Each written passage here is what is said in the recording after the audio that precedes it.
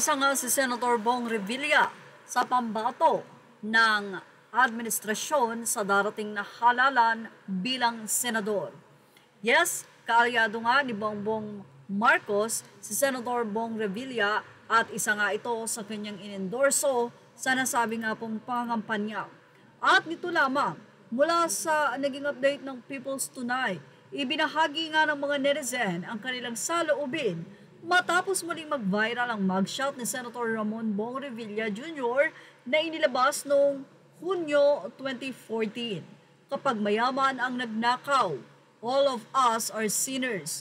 All we have to do is pray for world peace.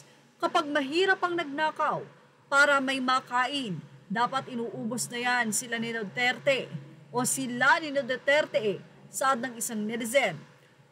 Reha, baka masayawan ka na naman ng budots tapos lumuhod agad ang puso mo ha? O lumambot agad ang puso mo, sabi pa ng ilang netizen. Matatandaan na matapos ang 4 na taong pagkakakulong ay nakalaya si Revilla noong 2018 nang maklear ito sa kasong plunder dahil umano sa hindi napatunayan ng prosecution ang guilt beyond reasonable doubt ni Revilla. Well, ano kaya ang say dito ng mga netizen? Say nga ng mga netizen, iboboto pa ba natin yan? This is the real definition of selective justice. Perks of being famous and rich only in the Philippines.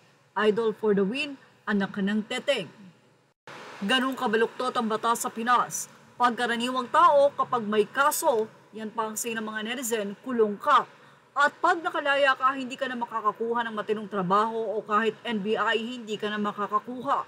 Pero pag mayaman ka at napatunayan na guilty ka, makakalaya pa rin at makakalaban bilang isang senador. Bayad na yan sa COMELEC o COMELEC. Tignan sa balota. Revilla apelyido. Number 11 siya.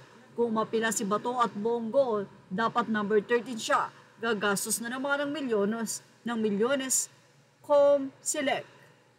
Sa iba ng ilang netizen, pinalaya ito sa previous admin. Pinababalik ang pera pero hindi pa niya binalik. No vote for Revilla in the Senate. Bakit nakasmile? Bawal mag-smile sa mugshot. Wow, ang pogi daw ng The King of PDAP.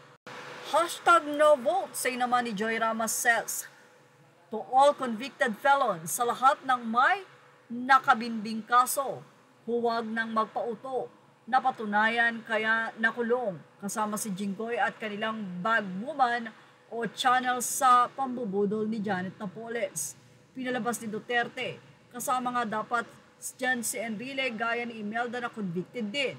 Binigyan daan ng katandaan, correct me if I'm wrong, na balandra yan sa mainstream media dati. Say ng isa, big disgrace to Filipino race. Well, ano masasabi nyo sa ngayon ay nagbaviral na mugshot ni Bong Revilla upang ito ay gamitin para sa mga antay na muling makaupo ito sa Senado. Yan ang ating showbiz snap update. Please like, share, and subscribe. Images are all credit to the rightful owners.